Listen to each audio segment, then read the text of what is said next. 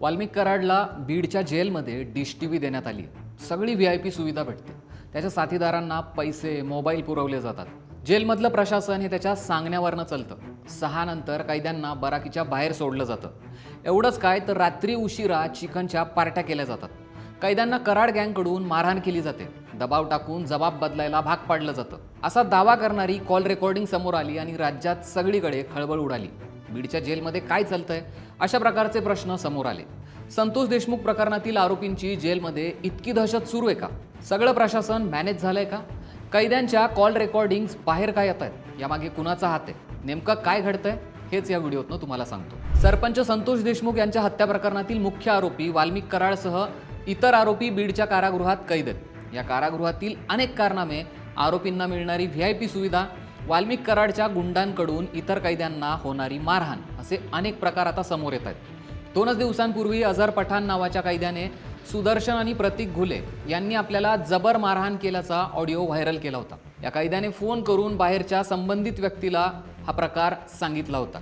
पण या ऑडिओमधल्या दाव्यांनी एकच खळबळ उडाली आणि हे सगळं पाहून दुसऱ्या दिवशी अझर पठाण याने हा ऑडिओ कॉल दबावातून व्हायरल केला होता असा दावा केलाय। वाल्मिक कराडला बदनाम करण्यासाठी आणि मस्साजोग इथल्या सरपंच पदाची निवडणूक असल्यामुळे आपल्याला तो ऑडिओ कॉल कारागृहातला एक कर्मचारी आणि सनी आठवले आणि परभणे आणि दादासाहेब खिंडकर यांच्या निरोपावरून व्हायरल करायला लावला होता असा आरोप करत कैद्याने आता पलटी मारली आहे। मात्र अझर पठाण याने ऑडिओमधल्या ज्या सनी आठवले या कैद्याच्या नावाचा उल्लेख केलाय त्याचा एक कथित ऑडिओ नंतर व्हायरल झाला।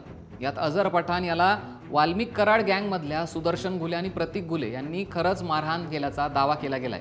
एवढंच नाही तर सगळं जेल प्रशासन हे वाल्मिक कराडच्या इशाऱ्यावर चालतं। इथे 6 नंतर कैद्यांना बराकीच्या बाहेर सोडलं जातं। रात्री उशिरापर्यंत चिकनच्या पार्ट्या केल्या जातात असा दावा सनी आठवले यांनी त्या क्लिपमध्ये केलाय। वाल्मिक कराड याची जेलमध्ये दहशत आहे। पोलिसही त्याला मदत करतात। सगळ्या जेलमधली डिश टीव्ही बंद असताना वाल्मिक कराडसाठी नवा डिश टीव्ही आणि सेट टॉप बॉक्स लावण्यात आलाय। अझर पठाण याने त्याच्या ऑडिओ क्लिपमध्ये माझ्या नावाचा उल्लेख केलाय, पण माझा या प्रकरणाशी काहीही संबंध नाहीये। जेलमध्ये वाल्मिक कराड आणि त्याच्या सहकारी कैद्यांची मोठी दहशत आहे। जेलमधलं प्रशासन हे त्याच्या सांगण्यावर चालतं।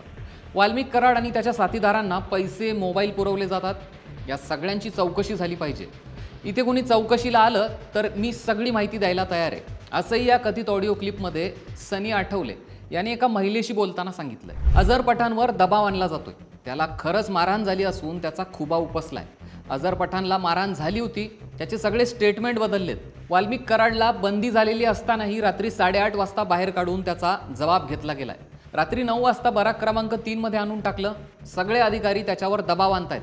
10,000 रुपयांची कॅन्टीन देतो, बाहेर तुला पैसे देतो अशी वाल्मिक कराडने लालूच दिल्याचा दावा सनीने या ऑडिओमध्ये केलाय।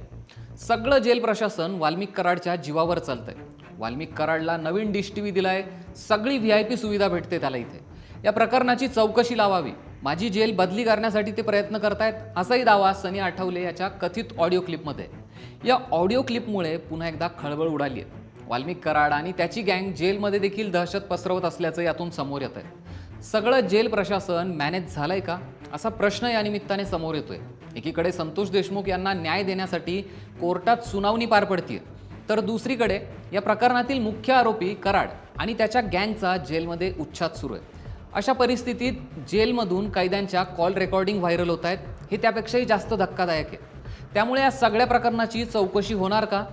जेलमधील दहशत संपणार का? हा प्रश्न आता समोर येतोय। हे सगळे दावे सोशल मीडियावर व्हायरल होणाऱ्या ऑडिओ कॉलच्या रेकॉर्डिंगमुळे करण्यात येत आहेत, पण या ऑडिओ कॉल रेकॉर्डिंगची सरकारनामा पुष्टी करत नाही। तुम्हाला काय वाटतंय? कराड गँगने घातलेल्या जेलमधल्या या उच्छादाची चौकशी झाली पाहिजे का? हे आम्हाला कमेंट करून नक्की सांगा आणि सरकारनामाला सबस्क्राईब करायला विसरू नका।